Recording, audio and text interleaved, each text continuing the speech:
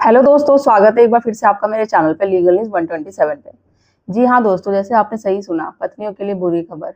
Delhi high court का एक ऐसा जजमेंट आया है, एक ऐसा लेटर जजमेंट है जिसमें क्लियर हो गया है, अब पढ़ी लिखी महिलाएं होंगी ना, उनको अब मेंटेनेंस बिल्कुल नहीं मिलेगा।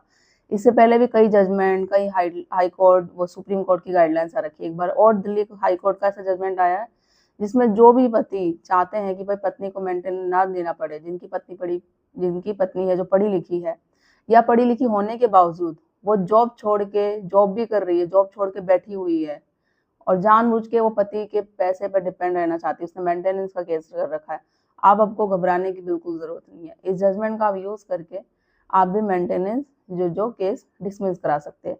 तो क्या है पूरा डिटेल्स, वीडियो में एंड तक बने रहिएगा जानने के लिए। चैनल पर नए जुड़े हैं तो चैनल को लाइक करना, शेयर करना, सब्सक्राइब करना बिल्कुल मत भूलिए और साथ ही बेल आइकन दबा दीजिए ताकि आपको टाइम टाइम पे मेरी वीडियो की नोटिफिकेशन मिलती रहे। तो ये दिल्ली हाई कोर्ट का एक ऐसा जजमेंट है जिसमें कि अभी आज की डेट में मान लो जो भी महिला है ना, जो केसेस करती है, चाहे वो झूठे केसेस कर रही हो, 498 डीवी या मेंटेनेंस, अगर कोई भी मनमुटाव हो रहा है, कोई भी डिस्प्यूट हो रहा है, छोटी मोटी लड़ाई झगड़ा हो रहा है, तो अगर पत्नी चली जा रही है ना ससुराल छोड़ के बिना किसी रीजन के, पहले तो मैं ये बात बता दूं आपको, अगर बिना किसी रीजन के कोई भी पत्नी छोड़ के गई है जिसका कोई वैलिड रीजन ही नहीं है, ठीक है, बस जो छोड़ के चली गई, उसके बाद वो मायके से जाके केस करती है, लाइक सेक्शन 125 सीआरपी या नया हमारा जो कानून है 144 बीएनएस के जरिए कि मेंटेनेंस चाहिए, तो उसको मेंटेनेंस नहीं मिलेगा। आप अगर पढ़ेंगे 125 क्लोज 4 में ये साफ मेंशन है, अगर पत्नी बिना किसी रीजन के घर छोड़ के गई है और उसका कोई वैलिड रीजन ही नहीं है, बट वो ऐसी बोल रही है, हाँ नहीं मुझे बहुत परेशान किया जाता था, ये सारी चीजें, वो कुछ भी वो बताती है अपने पक्ष में, ठीक है, और उसका कोई नहीं है सबूत, तो उसको मेंटेन नहीं दिया जाएगा। ये सेक्शन में बिल्कुल क्लियर मेंशन है, ठीक है। और दूसरा क्या है उसमें कि अगर आपकी पत्नी का रिश्ता है, अवैध संबंध है शादी के बाद, मतलब वो अडल्ट्री में है, तो ये भी 125 क्लोज 4 में मेंशन है कि उसको मेंटेनेंस नहीं दिया जाएगा। तो जो भी पति, जिनकी पत्नी का संबंध है अवैध, या वो मतलब वो अडल्ट्री में आ रही है, आपके पास वैलिड प्रूफ है, आप जानते हैं, तो घबराने की या कुछ होते हैं ना हस्बैंड जो हिचकते हैं, भाई हम कोर्ट में क्या बोले, क्या समझेगा कोई, कोई मेरी पत्नी का रिश्ता ही है, अगर आप यही समझेंगे, जब वो नहीं समझी कि मेरा पति है, वो कोर्ट में पहुंच गई, बल्कि वो गलत है, उसका रिश्ता है किसी के साथ, अडल्ट्री में है वो, तो आप पे इतने झूठे आरोप लगा दिए, तो आप क्यों कर रहे हो? जो आज जहाँ आप जा रहे हो ना, उस कोर्ट में, कचहरी, थाने में खड़े हो रहे हो, वो आपको जानता नहीं है। आप अपने न्याय के लिए आपको बात बोलनी पड़ेगी, ठीक है। अगर ये सोचते रहोगे कोई क्या समझेगा, क्या बोलेगा, या सारी चीजें कि भाई इसकी वाइफ किससे रिश्ता है, तो फिर तो आप सोचते ही रह जाओ और वाइफ आप पे मुकदमे डालती रह जाएगी, फिर आप इस जो प्रॉब्लम है ना, कभी बाहर नहीं निकल पाओगे। तो आपको हिचकने की जरूरत नहीं है, बेझिझक सबूत के साथ बोलो, जब भी तो आप इस प्रॉब्लम से छोटा दूर होगे ना, बाहर निकलेंगे आप, और मेंटेनेंस देने की जरूरत नहीं पड़ेगी, जितने झूठे केसेस हुए हैं वो भी खत्म हो जाएंगे। अब हम बात करते हैं ऐसे दिल्ली हाईकोर्ट का क्या जजमेंट है। अगर मैं इस केस में बात करूं, जो दिल्ली का ये जजमेंट है, इसमें क्या हुआ था कि 2008 में शादी हुई थी, वही शादी वादी हुई तो दोनों ने, हस्बैंड वाइफ ने क्या किया, बाहर चले गए। वो आई थिंक ये लाइक सिंगापुर चले गए। हस्बैंड भी अच्छी खासी जॉब करता था, वो आई थिंक उसकी जो सैलरी थी 27 लाख की अराउंड थी।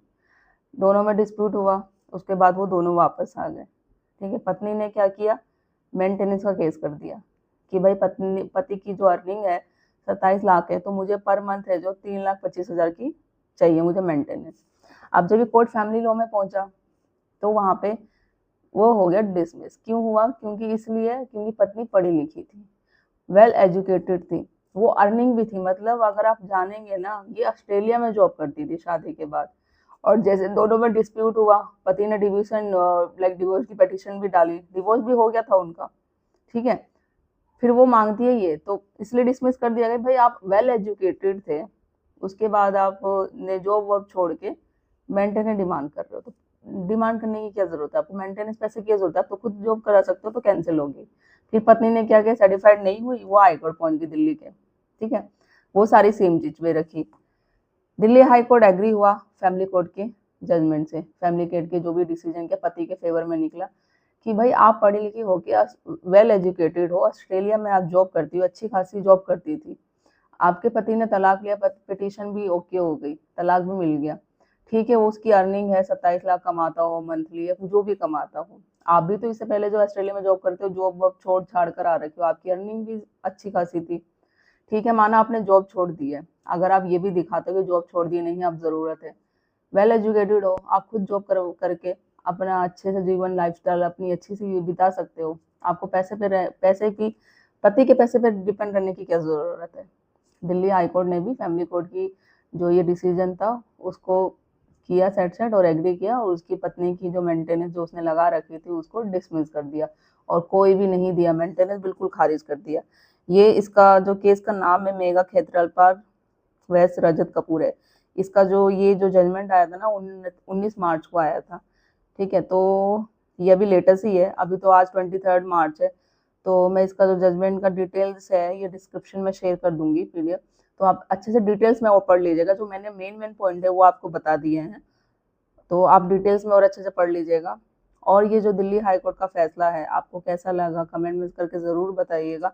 आई थिंक ये जजमेंट उन लोगों को बहुत हेल्प करेगी जो लोग चाहते हैं, जिनकी पत्नियां मेंटेनेंस की डिमांड करती हैं। ठीक है, और वो पढ़ी लिखी होने के बावजूद भी वो सोचती है कि मुझे मेंटेनेंस दिया जाए। क्यों? अगर आप पढ़ी लिखी हो तो खुद भी तो जॉब करके अपनी लाइफ अच्छे से बिता सकती हो। मायके चली जाती है, वो बैठ जाती है, कुछ टाइम तो अच्छे से रहेंगी, फिर उनको पता चलेगा, उनके पेरेंट्स कहते हैं कि भाई मेंटेनेंस केस डाल दे, ये केस कर दे, तू पति से पैसे भी लेना, ऐसे क्यों चुपचाप बैठी हुई है, तूने शादी करी है, तेरा हक बनता है, पति की लाइबिलिटी है। अब ये कानून भी दिखाता है कि भाई कि पति की लाइबिलिटी है कि पत्नी को मेंटेन करके रखना। ठीक है, पति की लाइबिलिटी है पत्नी को मेंटेन करके रखना, तो फिर कोई रीजन भी तो होना चाहिए ना, अगर वो छोड़ के जा रही है तो। पत्नी की भी तो अपनी कुछ होती है ना जिम्मेदारियां, कि पति के पक्ष में वो भी करे। जब वैसी कोई जिम्मेदारी है ही नहीं, वो निभा ही नहीं रही है, बिना किसी रीजन के चली गई है, तो घबराने की जरूरत नहीं है। अब आपको सेक्शन में भी, कानून में यही सब मेंशन है कि बिना रीजन जाना मेंटेनेंस नहीं मिलेगा। पत्नी का अगर किसी के साथ रिश्ता है, अडल्ट्री में है, तो मेंटेनेंस नहीं मिलेगा। अगर वो पढ़ी लिखी है तो मेंटेनेंस नहीं मिलेगा। और जॉब कर रही है, जॉब छोड़ दी है उसने जानबूझ के, क्यों? क्योंकि वो पति से पैसे लेना चाहती है, मेंटेनेंस लेना चाहती है, एलिमनी लेना चाहती है, तो इस चक्कर में उसने जॉब छोड़ी है जानबूझ के, और पढ़ी लिखी भी है, तो फिर भी उसको मेंटेनेंस नहीं मिलेगा। जैसे ये अभी जजमेंट आया दिल्ली कोर्ट का, इससे पहले भी एक बार दिल्ली का जजमेंट आया था, हाई कोर्ट सुप्रीम कोर्ट के भी ऐसे ऐसे जजमेंट आ रखे हैं, गाइडलाइंस आ रखी है। तो आप इन चीज का यूज क्यों नहीं करते, जजमेंट का यूज क्यों नहीं करते? अगर जजमेंट भी नहीं भी होता है, हाई कोर्ट सुप्रीम कोर्ट ने अपनी गाइडलाइंस दे रखी है, तो आप उसका चीज का फायदा उठाओगे ना। क्योंकि देखो, हर आज की डेट में हर एक पति परेशान है, वही चाहता है कि हमने कोई गलती करी नहीं है, पत्नी ने झूठे केसेस कर दिए, ऊपर से पैसे की डिमांड करती है, तो इस केस से कैसे बचा जाए? क्या ऐसा कोई तरीका है कि भाई हमें पैसे देने की जरूरत ना पड़े, या कम से कम पैसे देने पड़े? तो गाइडलाइंस है ना, आपके पास कानून है ना, किसने कहा कानून नहीं है आपके पास? किसने कहा कि पतियों के लिए ही कानून बना हुआ है? उठो तो सही, देखो तो सही, जानो तो सही कि कानून है आपके पक्ष में या नहीं है। जब तक आप कानून की जानकारी नहीं लोगे, पता नहीं चलेगा आपको कि भाई क्या चल रहा है देश में, क्या नहीं चल रहा है, क्या कोर्ट कह रहा है, क्या कानून नहीं कह रहा है। बस ये एक माइंड में सेट बना दिया कि नहीं भाई कुछ भी हो जाए, कुछ भी हो जाए, मेंटेनेंस तो देना ही पड़ेगा। लोग जितनी भी वीडियो देख लो, हम वीडियो कोई फायदा नहीं है, सब ऐसे ही बोलते हैं, अपने फायदे के लिए वीडियो बनाते हैं। तो हमारा कोई फायदा नहीं है, फायदा आपका है। आप देखो तो सही, आपके जागरूक होने के लिए तो वीडियो बनाते हैं ना, कि आपको हेल्प मिल सके। क्योंकि आप जैसे बहुत सारे लोग हैं दुनिया में जो परेशान हो रहे हैं, जो चाहते हैं कि हमें पैसा देना ना पड़े, क्योंकि उनकी गलती नहीं है, बिना गलती के उन्हें फंसाया जा रहा है और उनसे पैसे की डिमांड की जा रही है। तो उससे कैसे बचा जाए? तो वो चीज़ें टाइम टू टाइम जो भी चीज़ें होती है, चेंज होता है, वो मैं आप तक पहुंचाती हूँ। बहुत सारे ऐसे सब्सक्राइबर होते हैं जो मुझे बोलते हैं कि मैम हमारा 10 साल, 14 साल, 15 साल तक केस चल रहा है, हमें डिवोर्स नहीं मिला अभी तक, हमें पैसे दिए जा रहे हैं, हम पैसे दे रहे हैं अपनी पत्नी को। तो ऐसा कहाँ एक क्लिक पॉइंट हो रहा है? क्या ऐसी गलती हो रही है? या फिर आपका एडवोकेट अच्छा नहीं है, वो अच्छे से केस नहीं लड़ पा रहा है, कुछ ना प्रॉब्लम है, एडवोकेट चेंज करो आप। क्या ऐसी चीज़ें बातें हो रही है? क्योंकि उसमें या फिर आपको जानकारी नहीं है, आपको पागल बनाया जा रहा है वहाँ पे। तो इसलिए ना, जब तक आप पूरी जानकारी करोगे, क्या पता आपको एडवोकेट को वो चीज़ें ना पता हो, वो जानबूझ के भी ना बता रहा हो, क्योंकि कुछ चीज़ें होती है जो लंबा खींचते रहते हैं। तो अगर आप देखते हैं, आपको नॉलेज पता चलती, तो आप बताओगे ना, नहीं भाई इसके तहत आप ये करो ना, जिससे मुझे फायदा होगा, मुझे पैसे देने की जरूरत नहीं पड़ेगी। तो क्यों इतना लंबा केसेस चलता है? आपको नॉलेज होगी तो क्या पता लंबा ना चलता, तलाक भी आपको आसानी से मिल जाता, मेंटेनेंस देने की जरूरत नहीं पड़ती। तो इसलिए आज के जो सोशल मीडिया हो रही है, यूट्यूब हो रही है, कोई भी चीजें हो रही है, तो इसलिए आपको जागरूक करने के लिए वीडियो बनाया जा रहा है। आप कानून के क्या अधिकार है, क्या नहीं है, वो पता होना चाहिए आपको, जभी तो आप अपने केस में आपका लड़ सकेंगे ना। और आपको लड़ना है और केस जल्दी ख़त्म करना है, ये चीज़ है। तो आई होप गाइस आपको वीडियो अच्छी लगी होगी। अच्छी लगी तो ज़्यादा से ज़्यादा लोगों तक शेयर करिए, चैनल को सब्सक्राइब करना, लाइक करना बिल्कुल मत भूलिए। जल्दी मिलती हूँ मैं जैसे इन्फॉर्मेटिव वीडियो से, तब तक के लिए थैंक यू।